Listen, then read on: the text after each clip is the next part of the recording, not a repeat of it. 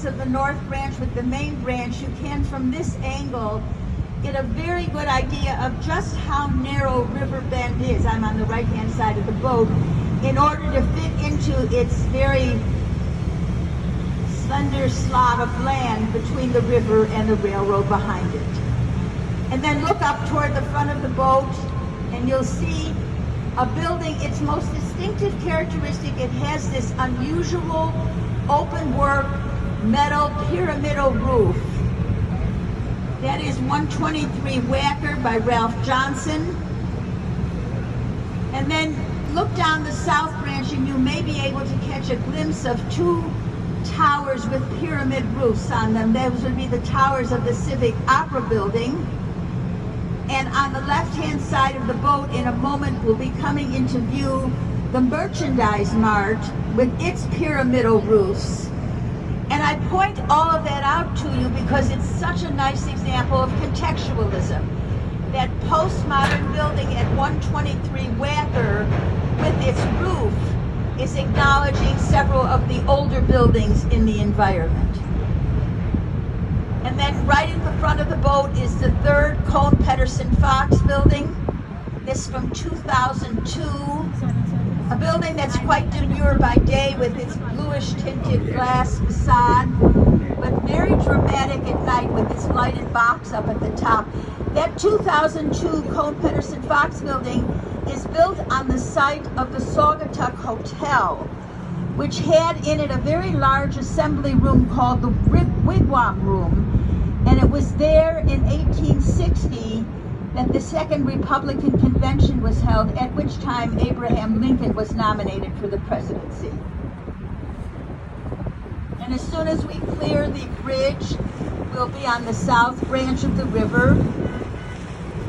And on the left-hand side of the boat will be a lovely building from 1912, designed by architects at Holabird and Roche. This is the Great Lakes building. Underwent a lot of renovation in the 1980s under the hand of George Schifferai. He introduced the landscaping and the reflective glass in the window. There was no building here on the river or anywhere else in the city or almost anywhere in the country from 1930 until the late 1950s. First, we were involved in the Great Depression. There was no money for building. And later, we were involved in the Second World War, and there was no manpower or material for building. We did, until about 4 years ago, have a wonderful example here on the South Branch of architecture from the 1950s, a building that housed Morton Salt. However, it was not landmarked, and it was demolished in order to make room for this brand new Bank of America skyscraper on the left-hand side of the boat. That Morton Salt building was particularly distinctive because it was one of the first buildings to use stainless steel in its construction. The developers of the Bank of America building took some of those panels, those stainless steel panels, and incorporated them in their new building here on the river's edge, acknowledging its importance architecturally. And the Bank of America's neighbor to the south is the Grand Dame of the river. This is the Civic Opera Building from 1929. Ray Manderson. Definitely an Art Deco building. It's not too easy to see the setbacks from the river, but they're very easy to see if you're over on the other side, on the west bank. Notice the garlands of flowers and leaves and the tragic and comic masks that befit an arts building. These doorways on the river's edge were where originally costumes and props and sets were delivered. Samuel Insull was very instrumental in the development of this building. He hoped that by renting the offices in the two towers, he could generate enough money to support the opera. However, 1929 was not a good time to rent those offices. We sometimes refer to that building as Insull's Folly. And its very appropriate neighbor to the south, this is the Chicago Mercantile Exchange Center from the early 1980s, Fujikawa and Johnson. Like the Civic Opera Building, 2 towers connected by a pavilion. Originally, this pavilion was windowless. It was a 2-level trading floor, but now that most of the trading is done electronically, we introduced windows in the hope of making it more rentable. Notice the corners on the towers. They have what we call serrated corners, producing on each floor 16 corner offices.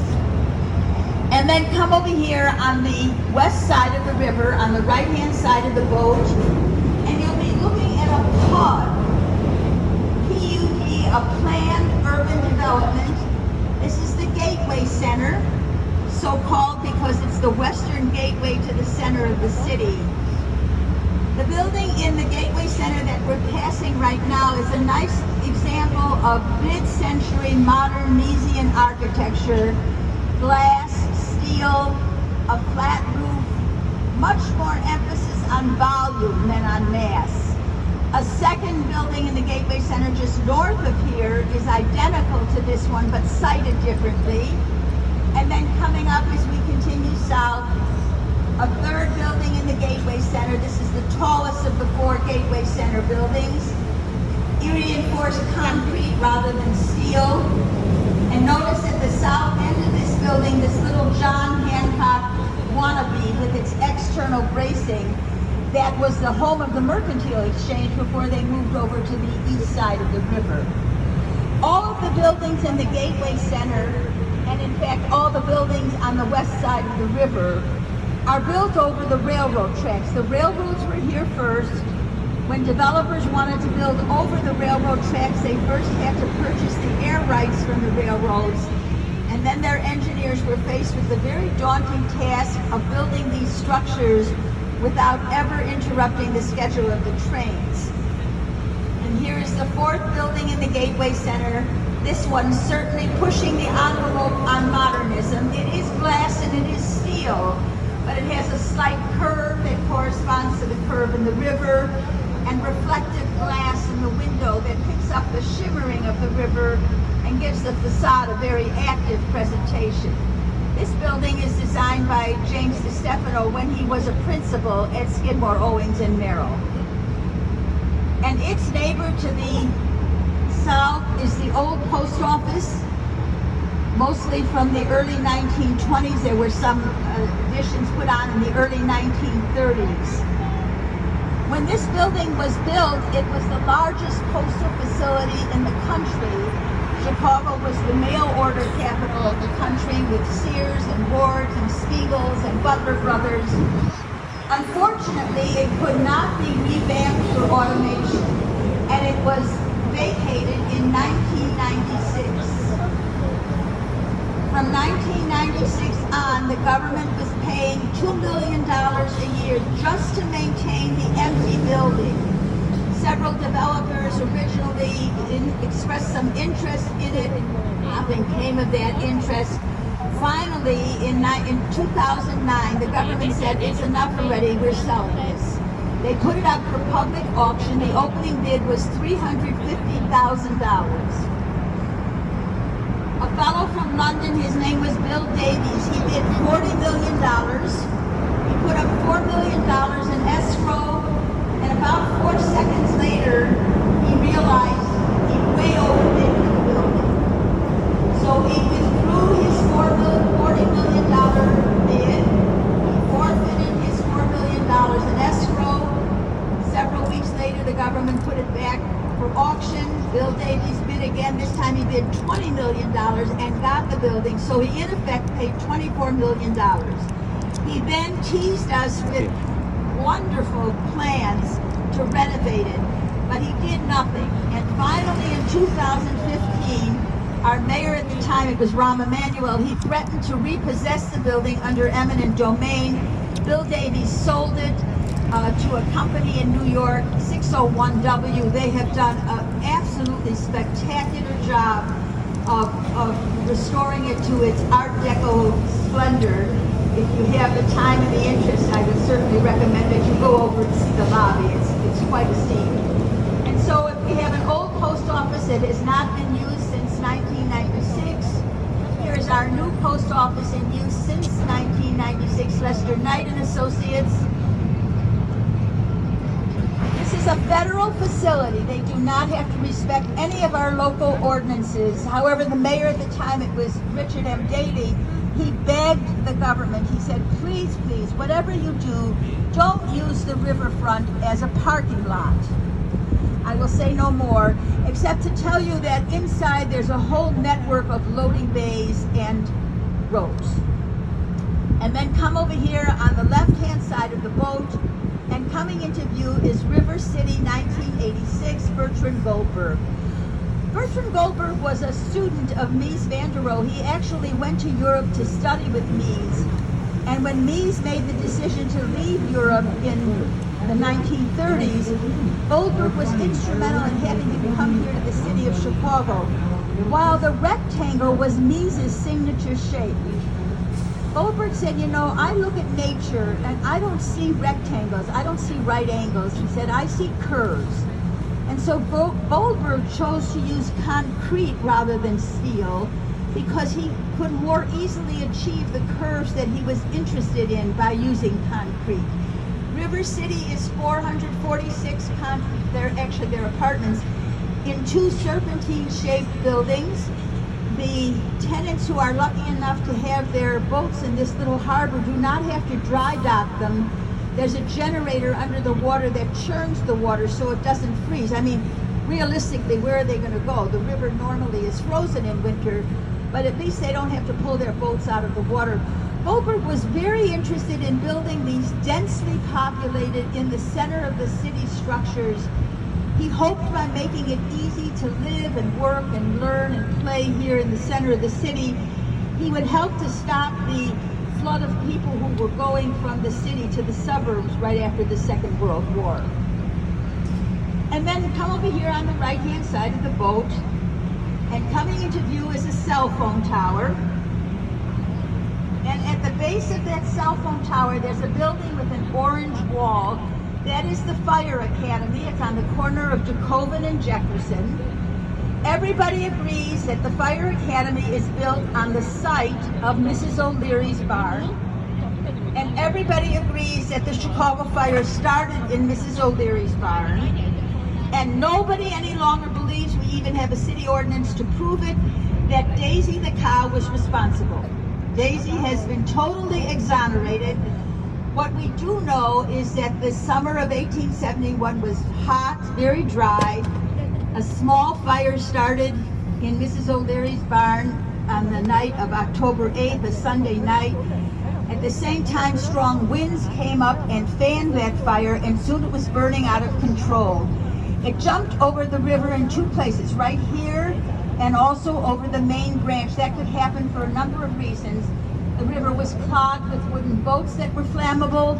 The river was coated with industrial filth that was flammable. The whole city was made out of wood, even the streets and the sidewalks. And the wind certainly helped to produce these huge fireballs that quite easily jumped over our narrow river. Lots of bad news, of course. Over 200 people died. 100,000 of the 300,000 people who lived here at the time were rendered homeless. Over 18,000 structures, almost all of them wooden, were demolished. But even with all that, there was some good news. And the good news was this. Chicago was a city that had grown very, very rapidly and like Topsy with no particular plan. And now the entire center of the city was a tabula rasa. And artists and architects and artisans flocked here to Chicago to help with the rebuilding. And as we start moving north on the South Branch, you can get a very good idea of what those architects and the ones who followed did to help make Chicago the architectural mecca that it is today. Dominating the view is the Sears Tower, 1974, Bruce Graham of Skidmore, Owings, and Merrill. And with a building like that, we always acknowledge the engineer as well. His name was Dr. Fazlur Khan, a native of Bangladesh. He was in this area because he had just gotten his PhD in structural engineering from the University of Illinois. It is not the tallest building in the world. It was for about 20 years after it was built. Now it is not even among the top 10 tallest building in the world. However, it's big. It's 1,452 feet high, 110 stories, 102 elevators, 16,000 windows.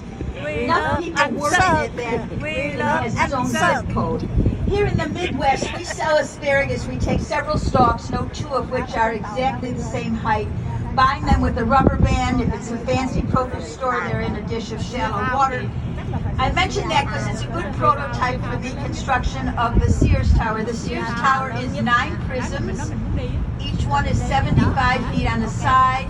Those prisms are bound internally, and certainly to help with wind bracing and to give it a sense of setbacks, they end at different heights, 2 at the 50th, 2 more at the 66th, 3 go up to the 90th, and 2 go all the way up to the 110th floor.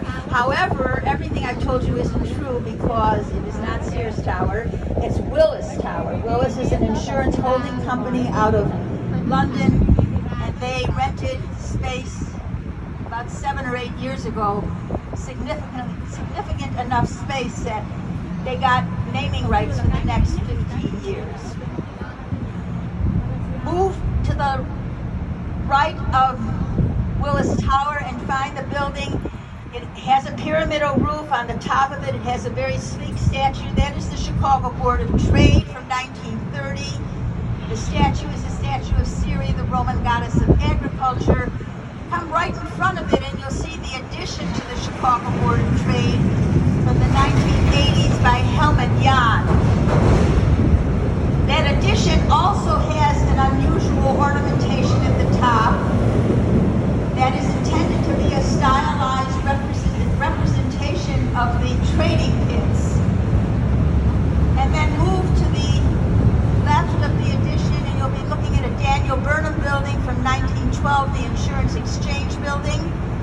Looks exactly the same way now as it did in 1912. On the outside, inside, it's an ultra-modern office building. And then coming up is the 4th Cohn-Pedersen-Fox building here on the river. Remember, we saw the first 3 on the main branch. And so the question is, what do you do when you're going to be the building in front of the tallest building in the world? And one answer is you do everything you can to call attention to yourself. So you say, look at me, I am pink, and I am pretty, and I have all these wonderful angles. I have a magnificent winter garden in my lobby, and up at the top there's a light box that contains almost 2,000 fluorescent bulbs. They frequently have to be dimmed, particularly around this time of the year, so that they don't disturb the migration pattern of birds. And many of us here in the city subscribe to all that, and some of us do not. One noted architect said that this Cohn-Pedersen-Fox building reminds him of an old lady with too much jewelry. And then look up about 3/4 of a mile ahead, you're going to see there's a red brick building. That's a Daniel Burnham building. It has the Go-Go logo on it. And just to the right of that building is a building with trusswork. And building with trusswork is part of the Boeing building. I want to point it out to you here, but I want to talk to you about the function of that trusswork when we're a little closer to the building itself. And then coming up on the right-hand side of the boat is a building that we often said nothing about in the past. They wanted to get into the game, and so they painted on their west facade a "You Are Here" map. Complete, that red rectangle represents where we are, a complete south map. And this break in the buildings, don't know with the fog if you'll be able to see it. The western facade, oh yeah, you can. The western facade of Willis Tower, and up at the 103rd floor there are these 4 glass enclosures. They're called the ledge, where you can step onto a 4-inch piece of glass and survey the city.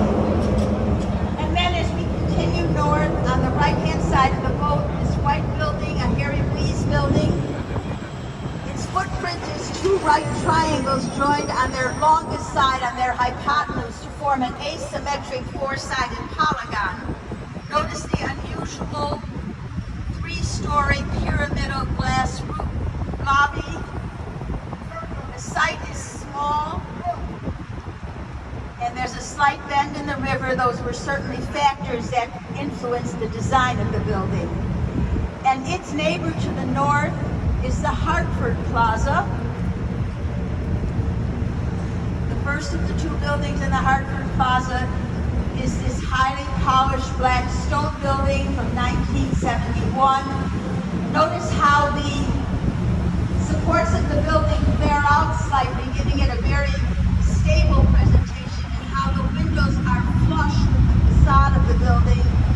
And contrast that to the other building in the Hartford Plaza from 1961, where the windows are very deeply recessed, giving it a scallop look.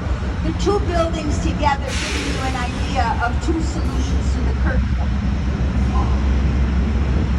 I pointed out to you a very little while ago the addition to the Chicago Board of Trade by Helmut Jahn from the 1980s.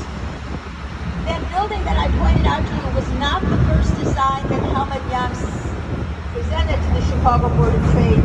The first design he presented, they categorically rejected. We don't like it, Mr. Jahn. They said, in fact, we think it's in very poor taste. It looks to us like a cash register.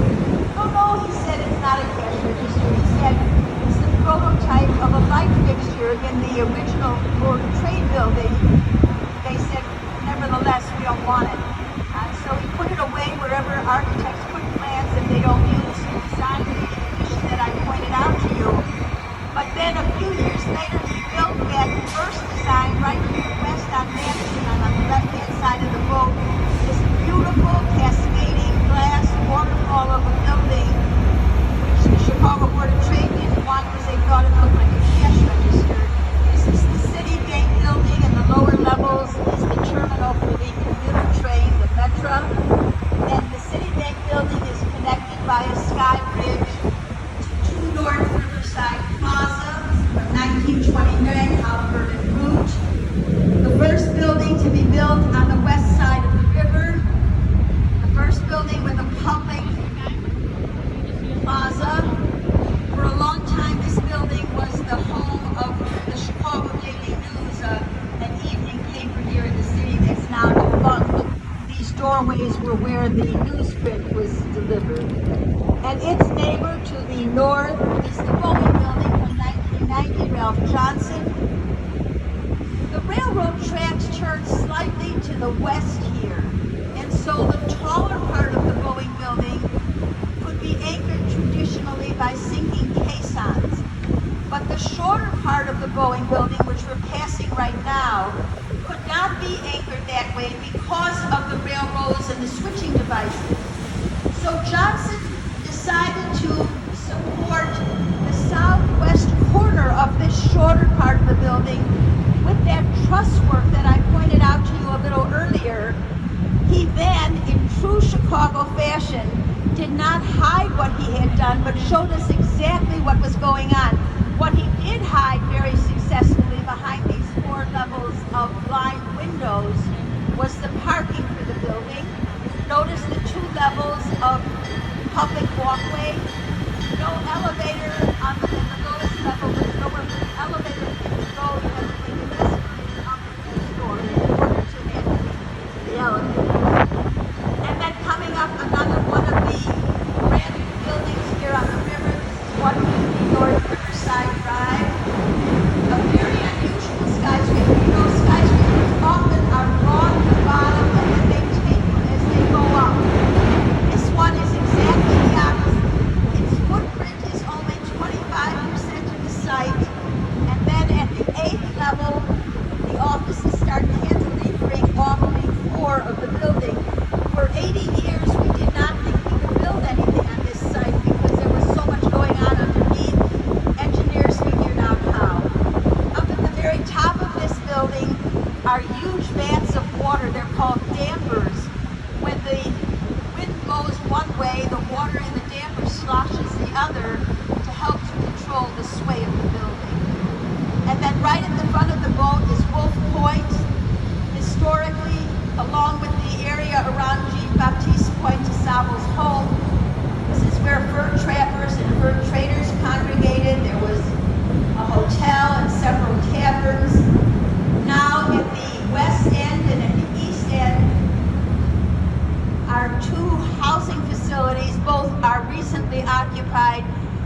building in the middle, which will be the tallest of the three, is expected to be finished in about a year and a half. We're turning now and going east on the main branch of the river toward Lake Michigan. Marshall Field was a very successful entrepreneur here in Chicago. He was a retail entrepreneur. And in the early 1920s, Marshall Field and Company decided that they wanted to go into the wholesale business as well. And they engaged the architects at Gray, Manderson, Probst, and White. The main architect was Alvin Shaw, to build them the Merchandise Mart. The Merchandise Mart was to be the headquarters of their wholesale operation.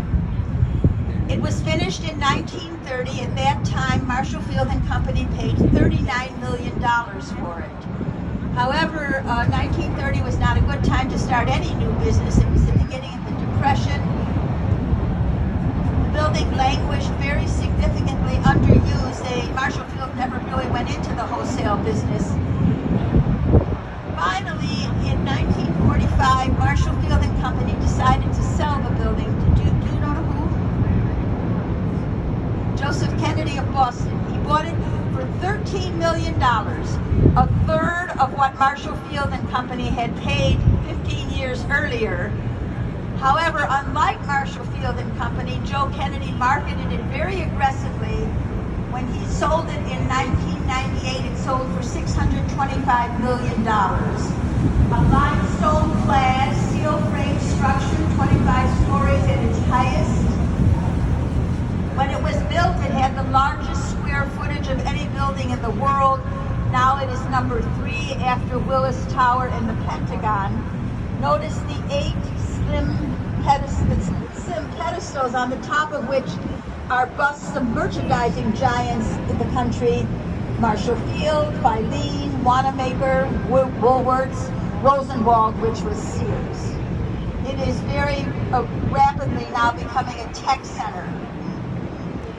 We're going east now toward the lake. And as soon as we clear the bridge, you'll get a full view of a lovely smaller building from 1914 by a Swedish architect, L. Gustav Palmer.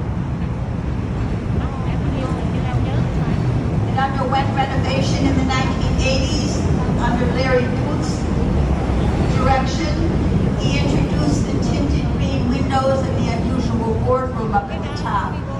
And its neighbor to the east is a Picard-Chilton building. Like many of the buildings that we've looked at together this afternoon, this Picard-Chilton building is a LEED certified building. LEED is an acronym for Leadership in Energy and Environmental Design, an award given by the United States Green Building Council for buildings that are built and or maintained in an ecologically sound way.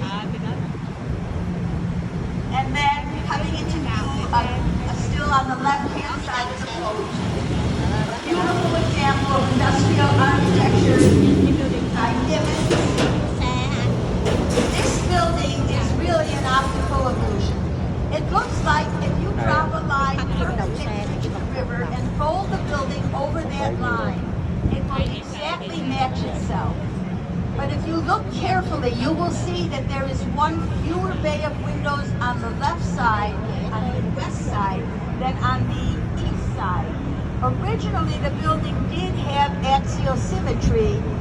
We removed a bay of windows from the west end in 1927 in order to be able to widen LaSalle Street. When the building was built, it was a wholesale grocer warehouse.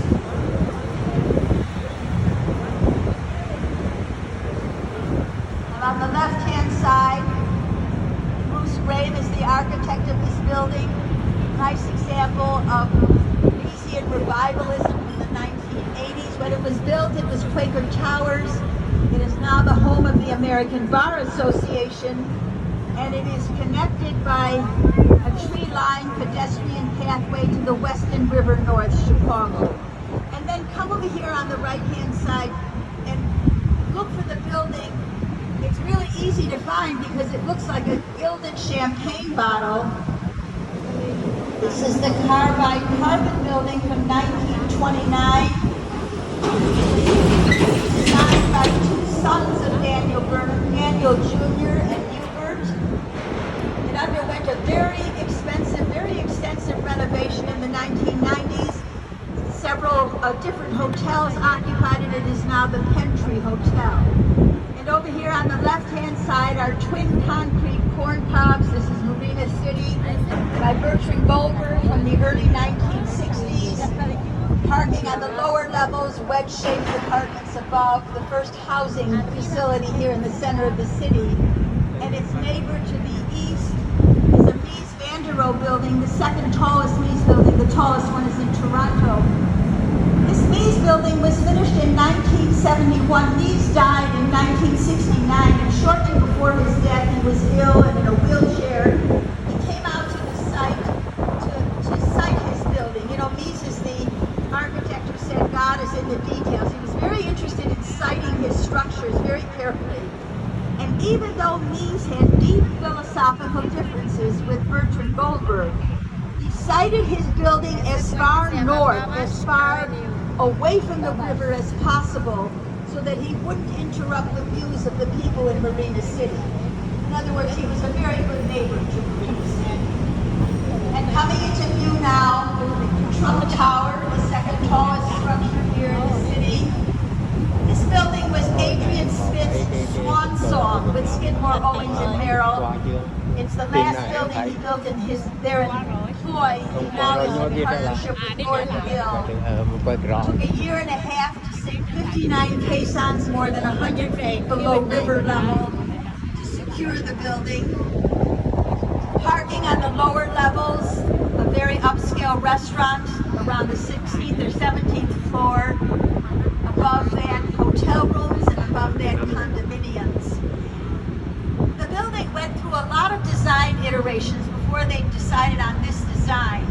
And you can see, not so well from here, but as we go further east and you look back, you'll be able to see very clearly that the building has three distinct setbacks that correspond to the older buildings right around it. This break in the building, you'll be looking north down Michigan Avenue, and you'll see an unusual building with a mustard-colored dome that is now the Intercontinental Hotel. But when it was built in 1929, the architect was Walter Oschlager.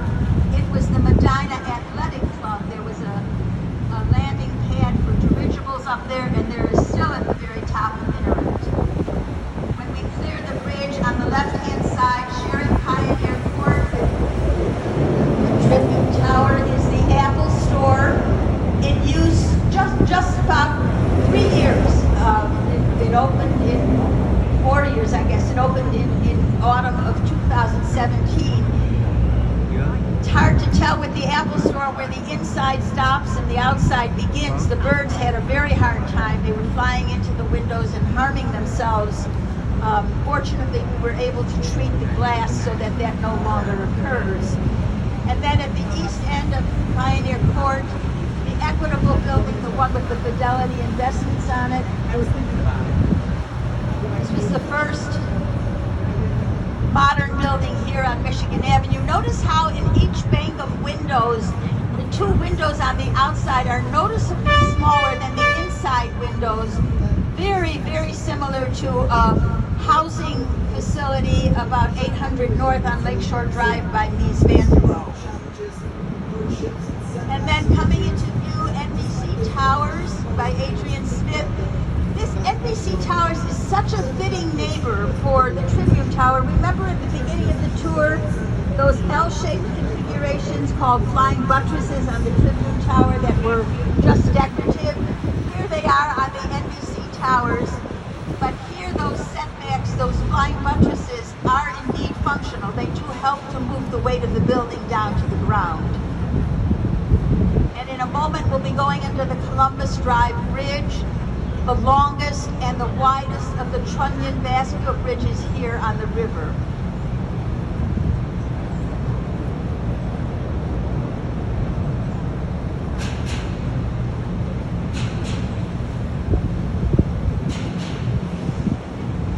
As soon as we clear clear the bridge, on the left-hand side of the boat is a building with that typical rounded glass corner. Building designed by architects Solomon, Cordwell, and Benz. This is the Sheraton Hotel, the fourth largest hotel complex here in the city. And then coming up as we continue east, there's a plaza. At the west end of that plaza is a housing facility called Cityfront Place. Cityfront Place is a prism, so its footprint is a square. But notice how the architects have turned the prism so that two of the four sides have views of the river. Again, an indication of our much enhanced interest in the river. And in the middle of this plaza, the Nicholas J. Mellis Centennial Fountain, celebrating 100 years of clean drinking water thanks to the reversal of the north branch of the river. The fountain is designed by Dirk Lohan, who is the grandson of Mies van der Rohe. Nicholas J. Mellis was a long-standing member of the Water Reclamation Board. And then at the east end of the plaza is more housing, again by James DiStefano. This is called River View, with its whimsical, nautically themed cornice. These townhouses at the river's edge hide the parking of the building. None of the condominiums in Riverview are inexpensive, but without question the most expensive ones are the ones at the east end, because they look out not only over the river, but also toward the lake. So you can imagine how those owners felt. They paid top dollar for their units when in 2008 it was announced that this rather small site just east of Riverview was going to be the site of the Spire, which was to have been a 2,000-foot high, 150-story, exclusively residential structure designed by Santiago Calatrava. We saw lots of pictures. It was interesting. It looked like a drill bit where each floor was rotated a few degrees from the floor below it. Santiago Calatrava said his inspiration for the design was thinking about the early settlers here sitting by their campfires with the smoke curling off their fires. It was all very romantic. These owners were praised. Lots of lawsuits that went nowhere. And then the whole thing resolved itself because in the economic downswing of 2008-2009, they could not sell enough units at pre-construction price, and the whole plan was abandoned. There is now, we are told, going to be 2 skyscrapers on this quite small site, but not nearly as tall as the ones that they originally had planned, the one that they had originally planned. We'll soon be going under the Roosevelt Bridge, so-called, because it was dedicated in 1937 by Franklin Delano Roosevelt, at which time he gave his famous isolationist speech. And as soon as we clear the bridge, on the left-hand side of the boat, you will be able to get a good view of Lake Point Tower from 1968, designed by 2